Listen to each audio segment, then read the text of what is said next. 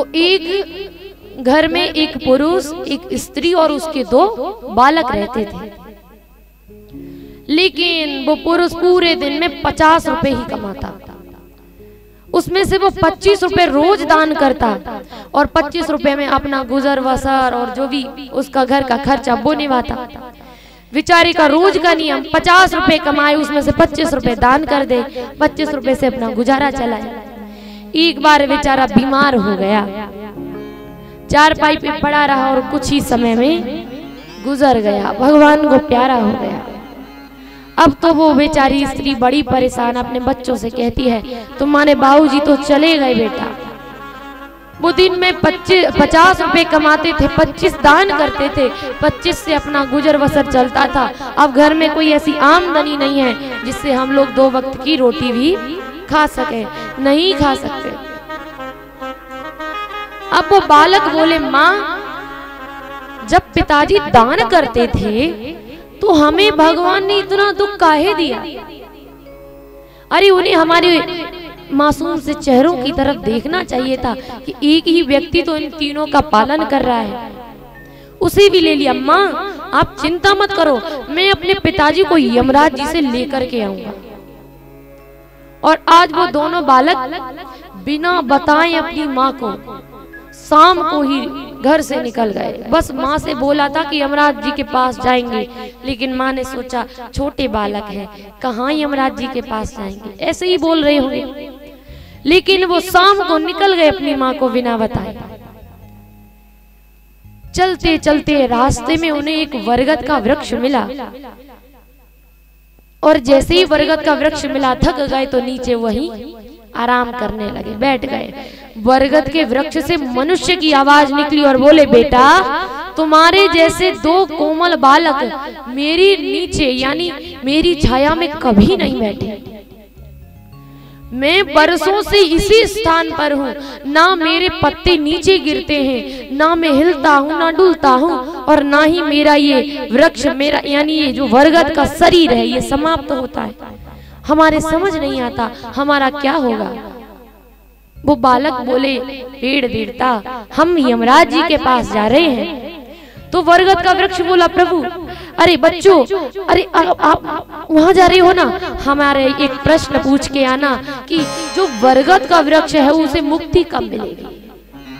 ना उसके पत्ते नीचे गिरते हैं, ना उसकी छाया में कोई बैठता है, तो उसके शरीर को मुक्ति कब मिलेगी? ये कृपया करके यमराज जी से जरूर पूछना।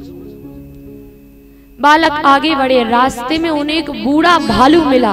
बेचारे जैसे ही भालू को देखे एकदम दोनों थर थर कांपने लगे, बड़े डर गए, पेड़ पर चढ़ने की कोशिश करते पर नहीं चढ़ पा रहे। इतने में ही भालू ने मनुष्य की आवाज में कहा, डरो नहीं, हम तुम्हें कुछ नहीं करेंगे, पर तुम जा कहाँ रहे हो? बोले, हम यमराज जी से अपने पिताजी को लेने जा रहे हैं, अगर आप मुझे खा लोगे, मार दोगे तो हम जा ही नहीं पाएंगे। तो भालू बोला, तुम यमराज जी के पास जा रहे हो ना, मेरा एक प्रश्न पूछा ना। क्या? मैं इतना बूढ़ा हो गया और अभी का नहीं, जाने कितनी वर्ष से मैं बूढ़ा पड़ा हूँ, ना मेरे में कोई रोग लगता है, ना मैं मरता हूँ, और मैं बस भूख प्यास से तड़पता रहता हूँ क्योंकि बूढ़ा हो गया हूँ, खाना भी जल्दी नहीं मिलता। भगवान से ये पूछ कर आइएगा कि मेरा ये शरीर कब छूटेगा, कब मुझे इस शरीर से मुक्ति मिलेगी। बोले, ठीक है आप जैसा कह रहे हो हम जरूर वैसा पूछेंगे। आगे बढ़े दोनों, रास्ते में एक सेठ जी मिल गए और सेठ जी बार बार कुएं को खोदने की कोशिश करते हैं। जहां जहां कुआं खोदते हैं वहां से पानी चला जाता है, यानी पानी के लिए कुआं खोदते हैं, लेकिन जहां जहां कुआं खुद गया अगर वहां पानी भी है वो भी पानी गायब हो जाता है। सेठ जी ने जब देखा, बूढ़े सेठ जी हैं, और देखा 2 बालक आ रहे हैं, पूछा, बालकों कहाँ जा रहे हो? बोले, सेठ जी मुझे बहुत तेज प्यास लगी है, क्या आपके कुएं में पानी है? बोले, मैं इसीलिए तो पूछ रहा हूँ कहाँ जा रहे हैं? बोले, मैं यमराज जी के पास जा रहा हूँ अपने पिताजी को छुड़ाने। यमराज जी के पास? तो आप यमराज जी के पास जा रहे हो, हमारा एक प्रश्न पूछ के आना यमराज जी से। क्या? मैं बरसों से कुआं खोद रहा हूँ, लेकिन जहाँ कुआं खोद दूं वहां से पानी चला जाता है, हमारे कुएं में पानी क्यों नहीं आता? ये कृपया करके आप यमराज जी से पूछ कर आइएगा। बालक आगे बढ़ा, बेचारे को वहां तो पानी नहीं मिला, नदी के किनारे पहुंचा। जैसे ही नदी के किनारे पहुंचा तो एकदम उनके नदी के किनारे खड़े होते ही एकदम एक मछली कूद के उनके पैरों पे गिरी। वो मछली भी मनुष्य की आवाज निकाल करके बोली है कि बेटा आप दोनों पानी में घुसते जा रहे हो, पर पार कैसे करोगे, कैसे पार करोगे? बोले हमारे पास पैसे नहीं हैं, मुझे बिना पैसों के कौन अपनी नौका में बिठाएगा, इसलिए मैं पैदल ही मतलब ऐसे ही नदी में चलता हुआ जा रहा हूँ। जहाँ तक जाऊंगा वहां तक जाऊंगा, लेकिन जहाँ नहीं बढ़ पाऊंगा वहां भगवान जाने क्या होगा। तो मछली बोली जा कहाँ रहे हो? बोले हम यमराज जी के पास जा रहे हैं, अपने पिताजी को लेने। मछली बोली आप हमारा एक प्रश्न पूछ कर आओगे यमराज जी से? बोले कौन सा प्रश्न? तो बोली मेरी जो 6 पीढ़ियां थी मेरे बाद वो सब मर चुकी हैं, लेकिन मैं 6 पीढ़ियों की दादी हूं और अभी तक मरी नहीं। लेकिन क्यों नहीं मरी ये मुझे नहीं पता। मैं मर नहीं रही हूं, मेरे प्राण मेरे शरीर से नहीं निकल रहे, मैं इस जल में रहते रहते परेशान हो गई हूँ। मैं अपने शरीर को त्यागना चाहती हूँ। हमारे नीचे जितनी भी पीढ़ियां हुई वो सब मर चुकी हैं, लेकिन मैं अभी तक जिंदा हूँ। आप यमराज जी के पास जा रहे हो, कृपया करके पूछ के आइएगा कि मेरा ये शरीर कब छूटेगा। दोनों बालक आगे बढ़े और आगे जब बढ़े तो अगले नदी के तट पर उन्हें एक मृतक शरीर पड़ा मिला। लेकिन जैसे ही वो आगे बढ़े तो वो मृतक शरीर बोलने लग गया। बोले बेटा कहाँ जा रहे हो आप? बोले मैं यमराज जी के पास जा रहा हूँ अपने पिताजी को लेने। तो वो मृतक शरीर से जैसे ही आवाज आई तो उसने पूछा यमराज जी के पास जा रहे हो, कृपया करके आप ये पूछ के आइएगा कि जो नदी के किनारे वो मृतक शरीर पड़ा हुआ है वो बार बार इस नदी की लहरों में अंदर जाता है, लेकिन कुछ ही समय में फिर बाहर आ जाता है। न इसका शरीर गलता है, न समाप्त होता है, न इसको कोई खाता है। इसका कारण क्या है? मुझे इस शरीर से कब मुक्ति मिलेगी? आप ये पूछ के आइएगा। चलते चलते बेचारे देखा कि बहुत थक गए तो एक कुटिया है, उसमें आराम करने लगे। जब आंख खुली तो देखा कि वो तो यमराज जी के पास पहुंच चुके हैं। जैसे ही यमराज जी के पास पहुंचे उन्होंने कहा, यमराज जी ने कहा आप कौन हैं? बताया कि आप मेरे पिताजी को पृथ्वी लोक से लेकर के आए हो, हम अपने पिताजी को वापस लेने के लिए आए हैं। तो आप ऐसा करिए हमारे पिताजी को वापस कर दीजिए। यमराज जी बोले बेटा तुम्हारे पिताजी घर पर पहुंच चुके हैं, तुम्हारी माँ तुम्हारा इंतजार कर रही है, तुम जाओ और जितने लोगों ने जो जो प्रश्न पूछा है सबके उत्तर बताए हैं यमराज जी ने।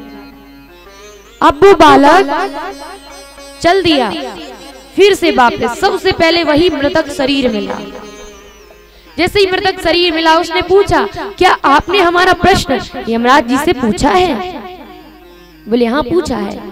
तो हमारे इस शरीर से छुटकारा क्यों नहीं मिल रहा? बताया वो उन्होंने यमराज जी ने कहा है कि ये पिछले जन्म में बहुत बड़ा ज्ञानी हुआ करता था, लेकिन इसने अपना ज्ञान किसी को नहीं दिया। इसके अंदर बहुत ज्ञान था लेकिन अपना ज्ञान कभी भी किसी को नहीं दिया। क्यों? कि अगर हम सामने वाले को ये बात बता देंगे तो ये होशियार बन जाएगा और हम इससे कमजोर हो जाएंगे। इसलिए शरीर तो इसके शरीर से आत्मा तो निकल चुकी है, लेकिन वो जो बोल रहा है वो उसका ज्ञान बोल रहा है। अब उसके शरीर में ज्ञान भरा हुआ है, उसने ज्ञान किसी को बांटा ही नहीं, इसलिए वो ज्ञान उसके शरीर को समाप्त नहीं होने दे रहा। जब तक वो अपना ज्ञान किसी दूसरे को नहीं देगा, वो अपने शरीर से मुक्ति नहीं पाएगा। बार बार लहरें उसे अंदर ले जाएंगी और फिर बाहर फेंकेंगी, ऐसे ही जिंदगी भर तड़पता रहेगा। आज वो शरीर बोला, अरे अब मैं किसको ज्ञान देने जाऊं, ऐसा करो तुम दोनों ही मेरा ज्ञान ले लो। और उसके बाद उस शरीर ने पूरा ज्ञान उन दोनों बालकों को दे दिया है।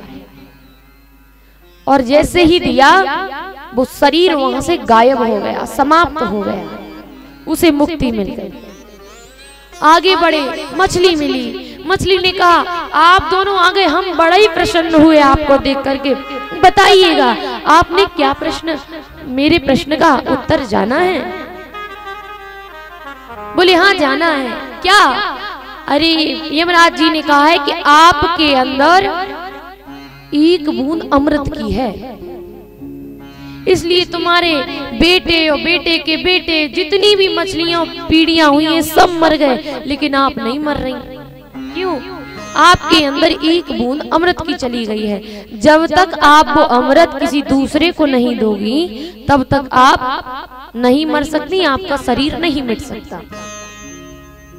मछली ने कहा, अब हम किसको ये अमृत की बूंद दें? अब तुम दोनों ने हमारा प्रश्न पूछा है यमराज जी से, तो ऐसा करिए, आप दोनों ही हमारे इस अमृत की बूंद को रख लीजिएगा। और मछली ने अपने मुख से अमृत की बूंद निकाल करके उन दोनों को दे दी।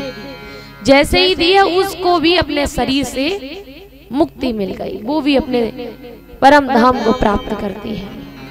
आगे बढ़े तो फिर से सेठ जी मिल गए। सेठ जी ने जैसे ही देखा बड़े प्रसन्न हो गए, अरे आप दोनों लोग आ गए। हाँ, तो यमराज जी ने क्या बताया, हमारी मुक्ति, हमारे मतलब इस कुएं में पानी कैसे आएगा? बोले यमराज जी ने कहा है कि सेठ जी के घर में 2 कुंवारी कन्या बैठी हुई हैं। जब तक उन दोनों कुंवारी कन्याओं का विवाह नहीं हुआ जाता, तब तक एक तो क्या 1000 कुएं भी खोद ले सेठ जी, किसी भी कुएं में पानी आने वाला नहीं है। अब तो सेठ जी ने कहा कि अब हम अपनी बेटियों के लिए इतनी जल्दी वर कहां से ढूंढें? तो ऐसा करिए, तुम दोनों भोले भी लगते हो, अच्छे भी लगते हो, और तुमने मेरी इस समस्या का समाधान भी किया है, तो ऐसा करो तुम ही मेरी बेटियों के साथ में विवाह कर लो। उन दोनों ने उन सेठ जी की बिटिया के साथ में, दोनों के साथ में विवाह कर लिया। और जैसे ही विवाह हुआ, सेठ जी के जितने कुएं खुदवाए थे सेठ जी ने, सब में पानी आ गया। अब आगे बढ़े तो भालू मिल गया। भालू ने पूछा था कि मेरे इस बूढ़े शरीर से मुझे मुक्ति क्यों नहीं मिल रही है? भालू ने देखा ये दोनों आ गए, बोले क्या हमारा प्रश्न आपने यमराज जी से पूछा? बोले हाँ पूछा। क्या पूछा? उन्होंने क्या बताया? बोले उन्होंने कहा है कि आपके अंदर एक कोहिनूर हीरा है, जब तक आप उस कोहिनूर हीरे को किसी व्यक्ति को नहीं दोगे, आपको अपने बूढ़े शरीर से मुक्ति नहीं मिलेगी। तो बोले किसको दूं? तुमने मेरा काम किया है तो हम तुम्ही को देते हैं। अपना कोहिनूर हीरा निकाला भालू ने और उन दोनों को दे दिया। और जैसे ही ऐसा किया, वो भी भगवान को प्यारा हो गया, उसके भी शरीर से उसे मुक्ति मिल गई। आगे बढ़े, वही बरगद का वृक्ष मिला जिसके नीचे उन्होंने आराम किया था। बरगद का वृक्ष बोले बेटा आप लोग आ गए, तो बताइए यमराज जी ने मेरी समस्या का क्या निवारण निकाला है? तो वो दोनों बोले कि यमराज जी ने कहा है ये जो बरगद का वृक्ष है, ये पिछले जन्म में बड़ा ज्ञानी बाबा हुआ करता था, बड़ा ज्ञानी संत हुआ करता था, लेकिन इसका दुष्कर्म बच्चों को ज्ञान देने की बजाय ये सब पर अपनी सेवा करवाया करता। छोटे छोटे शिष्यों पे अपना काम करवाता, अपने चरण को शांति दिलाने के लिए, दर्द दूर करने के लिए चरण को बच्चों से दबाने के लिए बोलता। अपनी सेवा करवाता, और जितना उसने उन्हें ज्ञान नहीं दिया उससे ज्यादा उनसे काम करवाया है। इसीलिए बरगद के अंदर भी वही ज्ञान छुपा हुआ है। जब तक वो ज्ञान नहीं देगा किसी को, तब तक उसे अपने शरीर से मुक्ति प्राप्त नहीं होगी। ऐसे ही उसके शरीर पर पत्ते लदे रहेंगे, हिलेगा भी नहीं, ना डुलेगा, ना पत्ते नीचे गिरेंगे, और बरसों बरसों तक वो ऐसे ही रहेगा। अब बरगद बोला, अब हम ज्ञान किसको दें? तुम ही दोनों को दे देते हैं। बरगद ने भी ज्ञान उन दोनों को दिया, और जैसे ही ज्ञान दिया उस बरगद को भी मुक्ति मिल गई।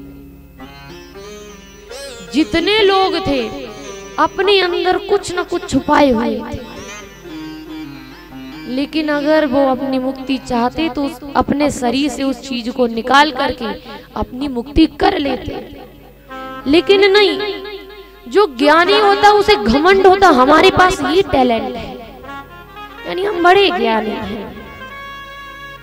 जैसे हम हैं, हम कहे हम नहीं भैया सारी चीजें इन्हें नहीं बताएंगे, क्यों? ये लोग जान जाएंगे तो फिर हमारी पूजा कैसे होगी, हैं? हम ये सोच करके आपको जो बढ़िया बढ़िया बातें हैं वो ना बताएं और अपने अंदर ही रख लें, और बड़े अंदर ही अंदर प्रसन्न हो कि हमें ये पता है। तो क्या फायदा है रखने से? क्यों? मरने के बाद ये तुम्हारे साथ ही जाने वाला है, तो किसको पता चला कि तुम्हें ये पता था? अरे अगर आपके अंदर ज्ञान है तो दूसरों को दीजिएगा। सरस्वती मैया कहती हैं, जितना ज्ञान आप दूसरे को दोगे उससे 4 गुना ज्ञान आपके अंदर में बढ़ा के दूंगी। लेकिन कम से कम अपने ज्ञान को बांटिए तो सही।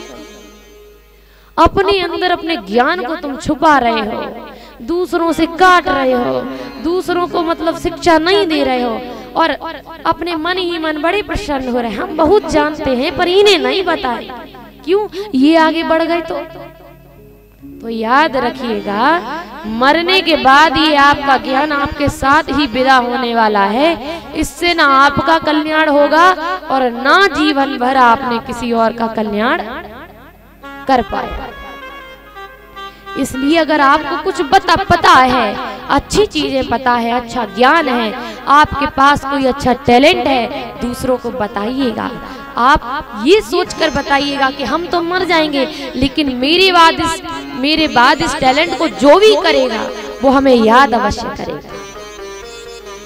ये सोच करके दूसरों को ज्ञान दीजिएगा कि हमारे बाद जो भी इस ज्ञान को आगे बढ़ाएगा वो मुझे याद जरूर करेगा कि ये बात हमें वहां से पता चली। अब वो दोनों बालक घर पहुंचे, माँ ने देखा कि बेटों के साथ में 2 स्त्रियां भी आ रही हैं। पूछा, बेटा ये कौन है? और हम तुम्हारा कब से इंतजार कर रहे हैं, कहाँ चले गए थे तुम? बोले, मैया मैं यमराज जी के पास गया था और इन दोनों कन्याओं से मेरा विवाह हुआ है। सारी जो भी लीला हुई है, जो भी कथा हुई है, सब अपनी मैया को बताएगा। और बताने के बाद में अब जो ज्ञान उस मुर्दे ने दिया, बरगद के वृक्ष ने दिया, उस ज्ञान की वजह से उन बालकों को पता तो चल गया कि जो पिताजी हैं चले गए हैं, अब वो वापस नहीं आएंगे। उन बेचारों को ज्ञान नहीं था, तब वो बावरे होकर के यमराज जी के पास उन्हें लेने चले गए। लेकिन जब ज्ञान हुआ तो पता चला कि जो एक बार चला जाए वो वापस नहीं आता है। तो ये कहानी बताती है कि माँ बाप द्वारा किए गए कर्म बच्चों को कैसे मिलते हैं। उसके पिताजी ने अपनी कमाई का 25 रुपए हमेशा दान किए और उन 25 रुपए के बदले उनके बच्चों को ज्ञान मिला, अमृत मिला, कोहिनूर हीरा मिला और विवाह भी हुआ। बरगद ने भी ज्ञान दिया, उस मुर्दे ने भी ज्ञान दिया। इसलिए मैया, माँ बाप द्वारा किए गए कर्म बच्चों को हमेशा झेलने पड़ते हैं, चाहे वो बुरे कर्म हो या अच्छे कर्म। जो भी माँ बाप अपने बच्चों के नाम से दान करते हैं, जो भी माँ बाप अपने बच्चों के कल्याण के लिए कुछ भी करते हैं, उनका फल उनके बच्चों को मिलता ही मिलता है। अगर आपने किसी के साथ बुरा किया है और दूसरों ने बद्दुआएं दी हैं कि तुम्हारे बालक भी कभी प्रसन्न नहीं रहेंगे, तो नहीं रहेंगे, ये पक्का है, ये तय है। भले आपके बालक कितने भी ज्ञानी हो, कितने भी भक्त हो, उनको तुम्हारे द्वारा किए गए कर्म की बद्दुआ अगर लगी है तो उनका नाश होना है। अगर तुम्हारे द्वारा किए गए कर्म से उन्हें दुआ मिली है तो भले वो गरीब हैं, मूर्ख हैं, भगवान की ऐसी किसी दिन इच्छा चलेगी, ऐसी हवा चलेगी कि आपके मूर्ख बालक भी ज्ञानी बन जाएंगे और वो भी अपने जीवन में समझदार बन जाएंगे। उन्हें भी भगवान तुम्हारे द्वारा करे पुण्यों से उन्हें फल प्राप्त कराएंगे। तो इस प्रकार से माँ बाप द्वारा किए गए कर्म का फल बालक को मिलता है और पिछले कर्म में किए गए फल का भी इसी प्रकार से फल मिलता है। जैसे मुर्दे को पिछले जन्म में किसी को ज्ञान नहीं दिया, अगले जन्म में उसका जो शरीर है वो समाप्त ही नहीं हुआ, तड़प